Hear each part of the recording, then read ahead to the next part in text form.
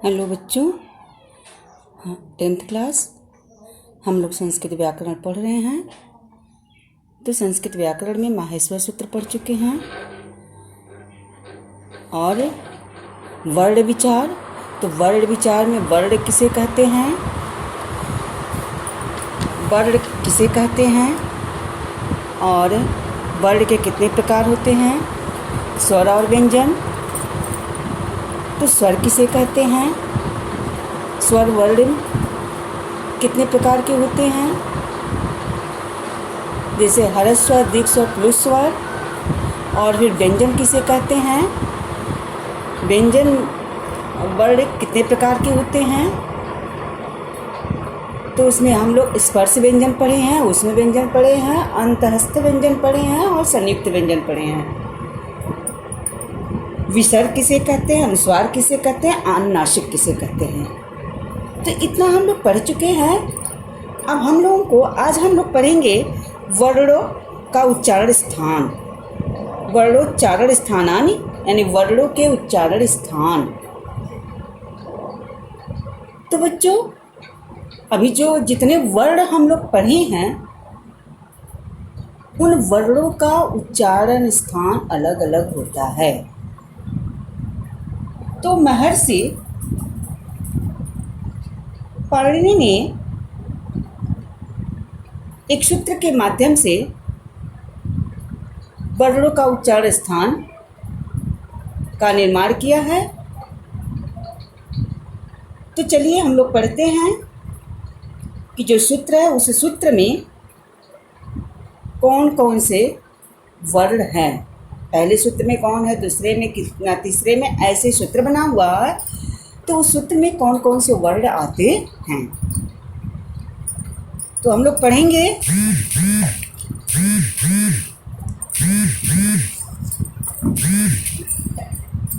वर्णों का उच्चारण करते समय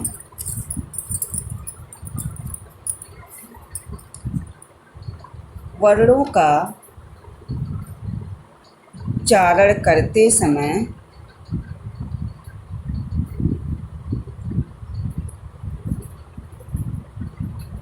समय हमारी जीभ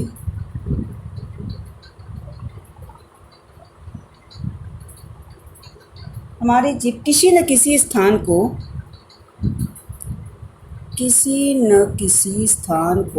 क्या करती है, स्पर्श करती है। किसी स्थान को स्पर्श करती है।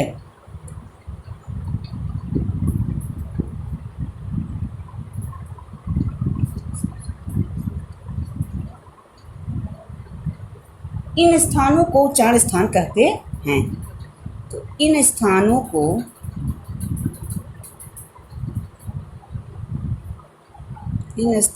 को क्या कहते हैं, उच्चारण स्थान कहते हैं। स्थान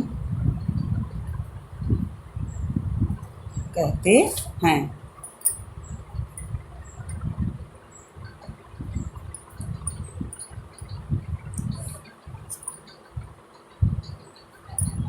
तो वर्णों का उच्चारण करते समय हमारी जिह्वा किसी न किसी स्थान का स्पर्श करती है। तो इन स्थानों को उच्चारण स्थान कहते हैं।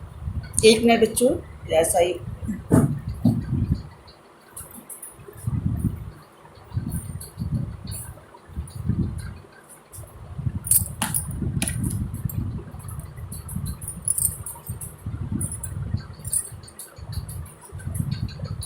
तो हम एक कॉलम बनाते हैं जिसमें सूत्र और वर्ण और उच्चारण स्थान। तो ये सूत्र है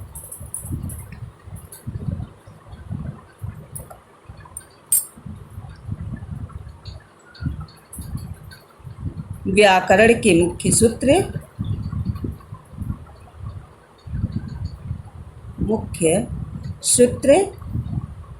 और वर्ण और उच्चारण स्थान, उच्चारण स्थान, ये 3 कॉलम है। ठीक।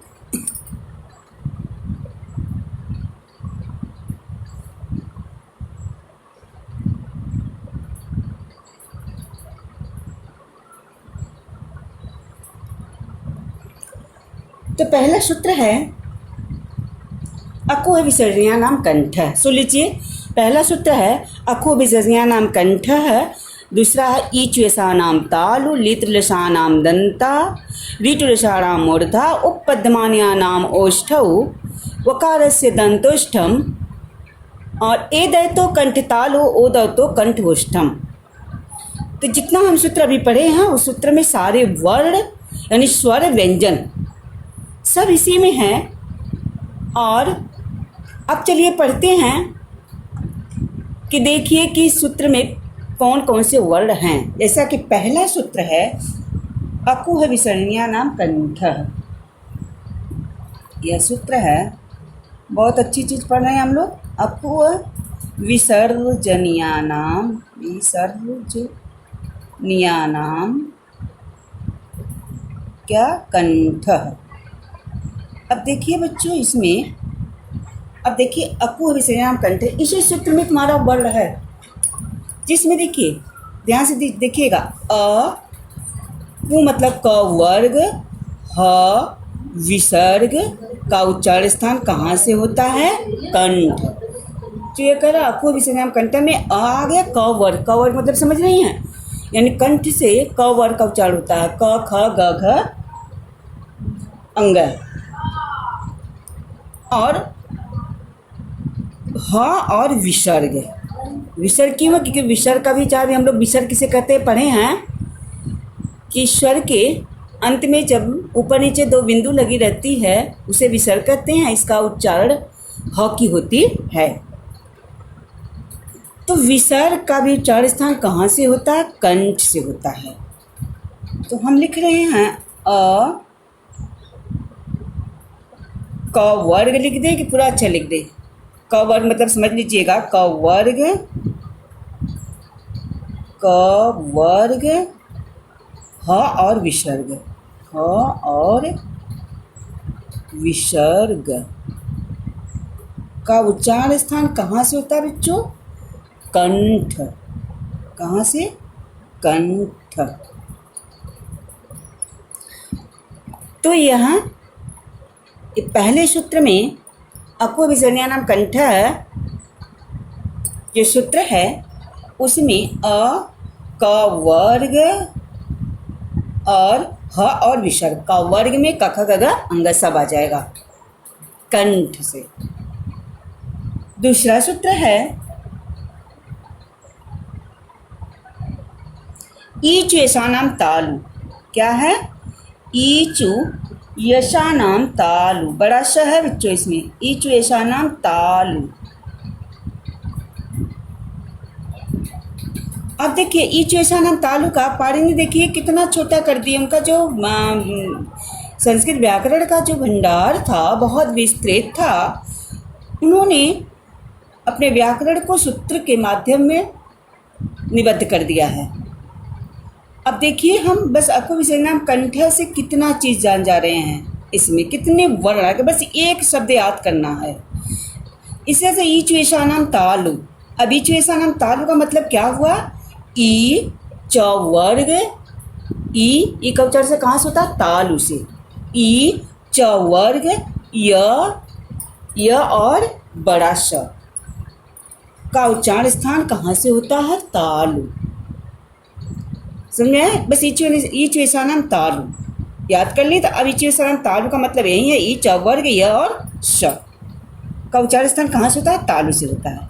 तो हम लिखेंगे ई च वर्ग, च वर्ग मतलब समझ रहे हैं ना? च छ ज झ ञ। य और क्या है? श, बड़ा श। 3 सा होता है। बड़ा श, छोटा सा, मूर्धन्य श, तीनों स का उच्चारण स्थान अलग अलग होता है। अब देखिए तालु का बड़ा श का उच्चारण स्थान कहाँ से होता है? तालु से। तो ई चुएशानाम तालु, देखिए वो आप कह के भी देखिए, ई तालु से आ रहा है ना। ये जो है हमारा जिह्वा किस स्थान को स्पर्श कर रही है? तालु को। क वर्ग में किस स्थान को स्पर्श कर रही है? कंठ को। देखिए ई च, आप लोग बोल के भी देख सकते हैं, य और बड़ा श का उच्चारण स्थान कहाँ से होता है बच्चों? तालु।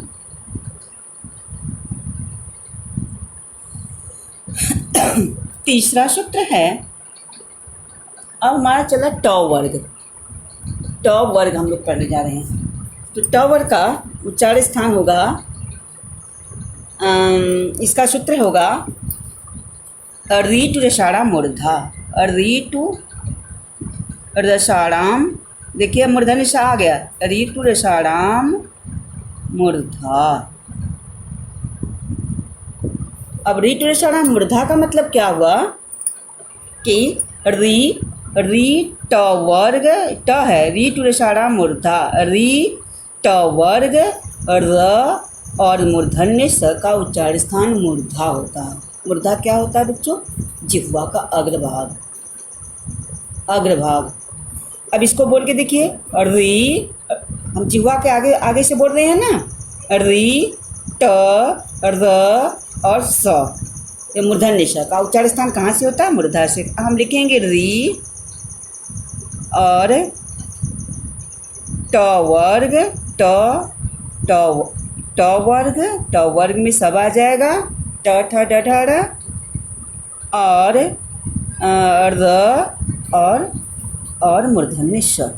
देखिए दो स का हम लोग पढ़ चुके हैं कि उच्चारण स्थान कहाँ से होता है। बड़ा स का उच्चारण स्थान तालु से होता है, मूर्धन्य श का उच्चारण स्थान मूर्धा से होता है। तो रीटु रसाणाम मूर्धा, इसका सूत्र है रीटु रसाणाम मूर्धा।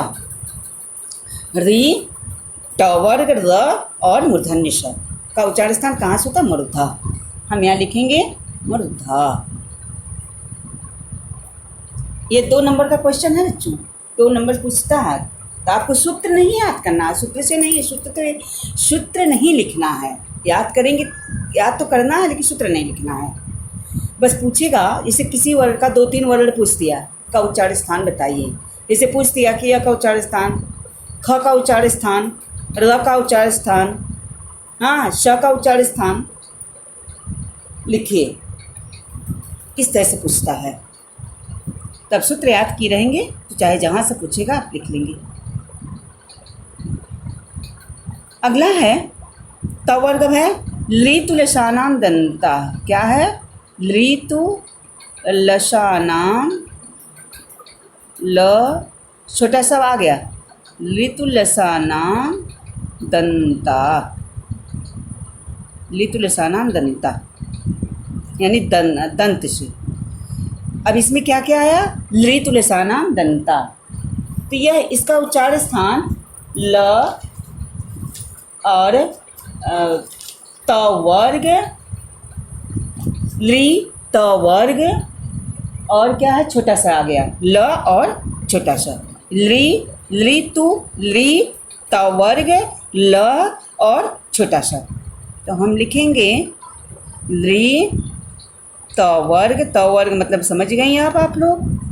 त वर्ग, फिर क्या आया है? ल, फिर क्या आया है? और छोटा सा। अब देखिए तीनों सा आ गया, तीनों सा का उच्चारण स्थान हम लोग पढ़ लिए, श। तो बड़ा श का उच्चारण स्थान तालु है और मूर्धन्य स का उच्चारण स्थान मूर्धा है और छोटा सा का उच्चारण स्थान क्या है? दंत। हम दंत से बोलेंगे त, ली, त, थ, द, ध, न, ल और श। छोटा श का उच्चारण स्थान क्या होगा? तालु।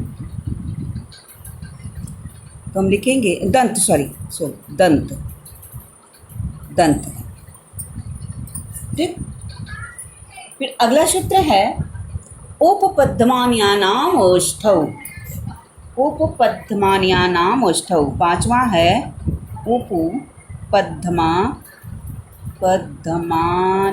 पद्मान्यानाम क्या है? ओष्ठौ। ओष्ठौ यानी ओष्ठ से। उपपद्मा नाम ओष्ठौ का मतलब है उ प वर्ग और उ और प वर्ग। उ प वर्ग।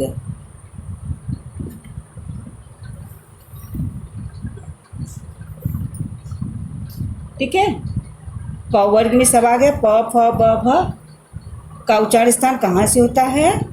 ओष्ठ। कहाँ से होता है? ओष्ठ। और उपपद्मानीय का पूछता नहीं है, लेकिन अगर पूछता उपपद्मानीय का उच्चारण स्थान कहाँ से होता है, तब आप क्या लिखेंगे? ओष्ठ ही लिखेंगी। ओष्ठ। उपपद्मानीय में वही प फ आता है, ओष्ठ। तो ये रहा पांचवा सूत्र, यानी प वर्ग तक हो गया। अब हम छठवां सूत्र है इयमंगणानाम नासिका। इय म अंग अड़ ना नाम क्या है? नासिका च। नासिका च। ठीक है, यमंग्र नासिका च का अर्थ हो गया अंग। हर वर्ग का पांचवा वर्ण। समझ लीजिए, हर वर्ग का नाक से बोला जाता है, हर वर्ग का पांचवा वर्ण। हर वर्ग मतलब समझिए, क वर्ग, क वर्ग, च वर्ग, ट वर्ग, त वर्ग, प वर्ग। तो हर वर्ग का जो पांचवा वर्ण होता है वो नासिका से बोला जाता है। इय अंग, इस सिस्टम से लिखिए। पहले अंग आता है, फिर इय, फिर अड़ न म का उच्चारण स्थान क्या है बच्चों? नासिका। क्या लिखेंगे आप? नासिका। यह नासिका से होता है। अगला सूत्र है, सातवां सूत्र है वकारस्य दंतोष्ठम। वकारस्य दंतोष्ठम। दंतोष्ठम। अब देखिए, वकार से दंतोष्ठम का अर्थ ही होता है वकार से व के, यह वकार हर एक वर्ग, एक अक्षर को वकार, मकार, नकार, शकार कहा जाता है। तो व का उच्चारण स्थान कहाँ से होता है? बस व के लिए आया है। दंतोष्ठम का अर्थ हुआ दंत और ओष्ठ दो, ये जिह्वा दो स्थान को स्पर्श करती है, दंत और ओष्ठ को। तो व का उच्चारण स्थान कहाँ से होता है? दंत और ओष्ठ। तो हम लिखेंगे दंत और ओष्ठ। ध्यान दीजिएगा, इस व को उच्चारण करते समय हमारी जिह्वा दो स्थान को स्पर्श करती है। कौन कौन? दंत और ओष्ठ। ठीक। अब इसके बाद है नवां सूत्र है, आठवां सूत्र भी है। आठवां सूत्र है जो ए दैतुः कंठ तालु। ए दैतुः कंठ तालु। ए दैतो कंठ तालु। अब ए दैतो कंठ तालु का अर्थ क्या हुआ? एक मिनट। ए दैतो कंठ तालु का अर्थ है, अब इसमें देखिए स्वर है ए और ऐ। ए दैतो कंठ तालु। अब देखिए सॉरी, यहाँ कंठ तालु ए और ऐ, इसके अंतर्गत कौन कौन से वर्ड आ रहे हैं? ए और ऐ। तो ए ऐ का उच्चारण स्थान कहाँ से होता है? कंठ और तालु। कंठ और तालु, यानी कि जब हम ए और ऐ बोलते हैं तो हमारी जिह्वा कंठ और तालु को स्पर्श करती है, दो स्थान को स्पर्श करते हुए तब हम ए ऐ का उच्चारण करते हैं। इसका सूत्र है ए दैतुः कंठ तालु। नमा है ओ दौतुः कंठोष्ठम। ओ दौतो कंठोष्ठम, ओ दौ तो क्या है, कंठोष्ठम, कंठोष्ठम। इसमें भी देखिए कंठोष्ठम का मतलब क्या हुआ, कंठ और ओष्ठ। तो ओ और औ का, इसमें ओ दोतों का अर्थ क्या है, ओ और औ, ओ और औ का उच्चारण स्थान कहाँ से होता है बच्चों, कंठ और ओष्ठ, कंठ और ओष्ठ। जब हम ओ और औ का उच्चारण स्थान करते हैं तो हमारी जिह्वा कंठ और ओष्ठ को स्पर्श करती है। ओ औ बोल के भी देख लीजिए, कंठ और ओष्ठ। ओ अंदर से भी आवाज़ आ रही है और ओष्ठ मुख मुद्रा आपका ओ यानी ओष्ठ भी काम कर रहा है ओ और औ को बोलने में।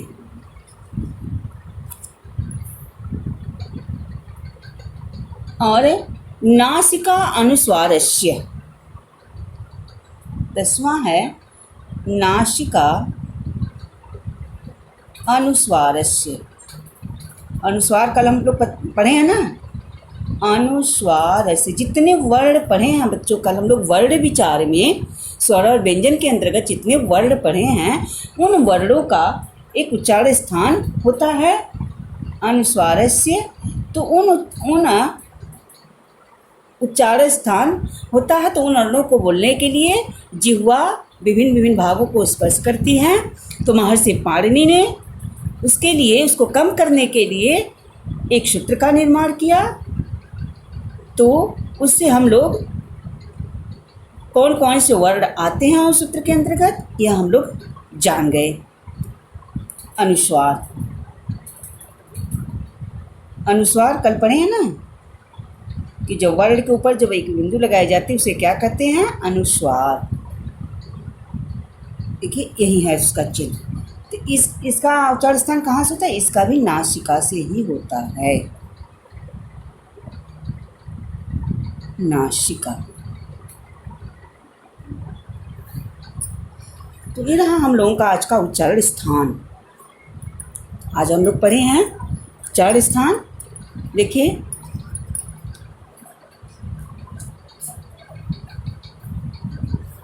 यह परिभाषा था, वर्णों का उच्चारण करते समय हमारी जीभ किसी न किसी स्थान को स्पर्श करती है, इन स्थानों को उच्चारण स्थान कहते हैं। अब ये सूत्र है, ये वर्ण है, ये उच्चारण स्थान है। अभी हम एक सूत्र पढ़ के बता देते हैं कि कैसे आप लोग को याद करना है। देखिए बहुत ईजी होता है, बस सूत्र याद करेंगे। अभी सूत्र के अंतर्गत क्या आपको एकदम कन्फर्म हो जाएगा इसके अंतर्गत कौन कौन से वर्ड आते हैं। तो अकुह विसर्जया नाम कंठ, ईचुषा नाम तालु, ऋतुषा नाम मूर्धा, लितुलसा नाम दंता, उपपद्मानिया नाम ओष्ठौ, इयमंगला नाम नासिका च वकारस्य दंतोष्ठम, एतय तो कंठ तालु ओद तो कंठोष्ठम ना और नासिका अनुस्वारस्य। ये सूत्र याद कर लेंगे तो आपको कहीं से पूछ देगा तुरंत आप बता देंगे कि यही है, इसके अंतर्गत यही आता है। जैसा कि हमने अलग अलग बता दिया कि इसका क्या होता है, इसका क्या होता है, इसके अंतर्गत कौन कौन से वर्ड आते हैं। आप जिसे पूछ दिया कि ट ल और श में मूर्धन्य ष का उच्चारण स्थान लिखिए। अब आपको इसे अलग अलग सुना कि कहाँ कैसे बोलेंगे, अब या मुंह से बोलेंगे तो कंफर्म नहीं हो पाएगा। तो इसके लिए अब इसे श आ गया कि श किस में आता है, ईचुषा नाम तालु में आता है। बड़ा श किस में आता है, ईचुषा नाम तालु यानी तालु, इसमें अंतर्गत ई च वर्ग आ गया और उसमें श है, य है। जैसे अभी र पूछे, र का उच्चारण स्थान बताइए तो रि। अब आप सूत्र याद के रीट विषाड़ा मूर्धा, रीट विषाड़ा मूर्धा यानी इसमें र आया है तो इसमें री ट वर्ग र और मूर्धन्य श है। तो र का उच्चारण कहाँ से होता है, मूर्धा से होता है। कन्फर्म में लिख लेंगे, कहीं आपको सोचना विचारना नहीं पड़ेगा।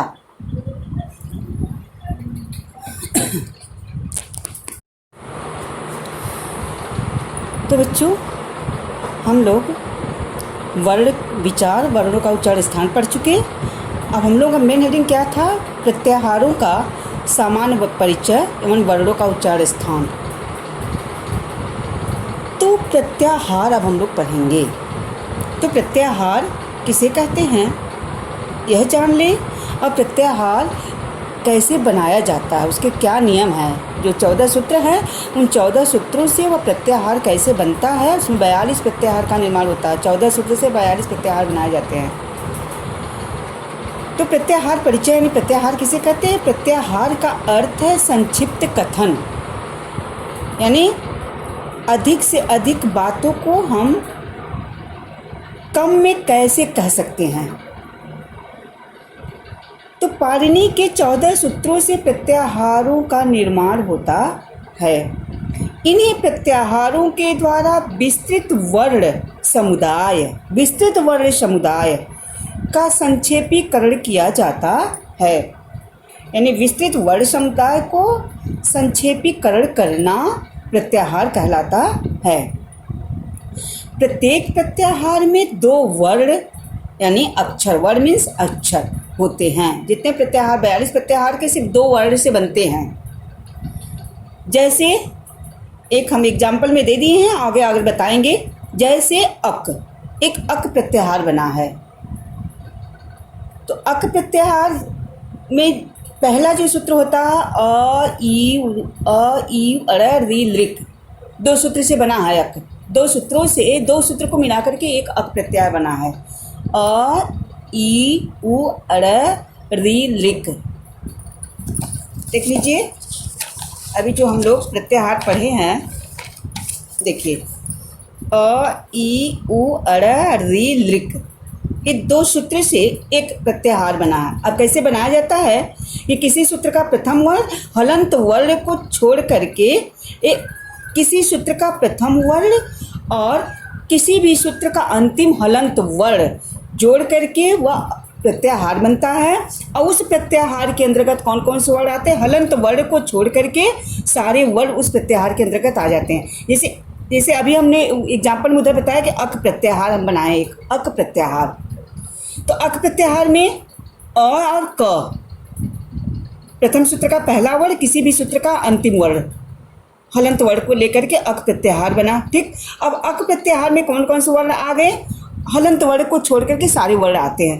अ ई उ, हलंत वर्ण छोड़ देंगे, अ ई उ री और ली, यही वर्ण अक प्रत्याहार के अंतर्गत आते हैं। यही बनाने का नियम है। तो अभी हम ऐसे एक एग्जाम्पल दिए हैं, फिर हमको विस्तृत में पढ़ाएंगे।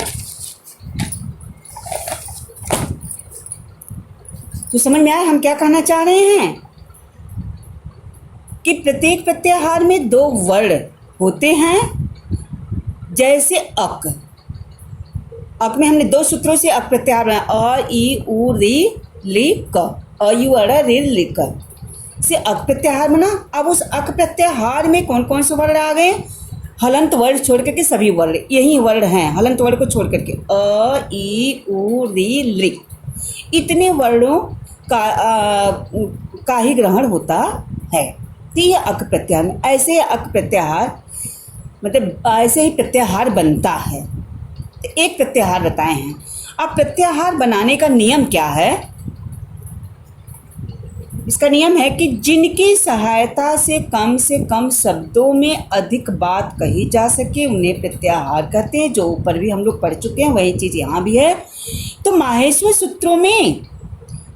सूत्रों में से किसी भी बिना हलंत, अभी हम बताए ना कि बिना हलंत, माहेश्वर सूत्रों में से किसी भी बिना हलंत वाले वर्ण का पहला अक्षर ले लें और किसी हलंत वर्ण का दूसरा अक्षर ले लें। हलंत वर्ण का पहला अक्षर जो लेंगे बिना हलंत वर्ण रहेगा, दूसरा अक्षर जो लेंगे वह हलंत वर्ण का दूसरा अक्षर ले लें। इन 2 वर्णों के नाम के प्रत्याहार से बीच वाले सभी वर्णों का जो हलंत न हो बोध होता है। तो ये प्रत्याहार बनाने का नियम है कि कैसे प्रत्याहार बनाया जाता है। समझ में आ गया ना? जो हम कह रहे हैं कि माहेश्वर सूत्र कितने होते हैं? वो 14 सूत्र हैं। उन 14 सूत्रों से 42 प्रत्याहार का निर्माण हुआ है। तो 42 प्रत्याहार कैसे बनाए गए हैं यह हम बताएं आप लोगों को, कि उस माहेश्वर सूत्रों में से किसी भी बिना हलंत वाले वर्ण का पहला अक्षर ले लें और किसी हलंत वर्ण का दूसरा अक्षर ले लें। इन दो वर्णों के नाम के प्रत्याहार से बीच वाले इन दो वर्णों के नाम से क्या बनता है? प्रत्याहार बनता है। अब ये न और बीच वाले जो वर्ण होते हैं वो हलंत वर्ण को छोड़ करके सभी बीच वाले वर्ण वह उस प्रत्याहार के अंतर्गत आते हैं। तो ये प्रत्याहार बनाने का नियम है। अब बच्चों कल हम आप लोगों को प्रत्याहार बना करके दिखाएंगे। उस माहेश्वर सूत्र से 42 प्रत्याहार है, तो 42 तो नहीं, 2 4 10 5 हम बना करके दिखाएंगे कि देखिए कैसे प्रत्याहार बना है।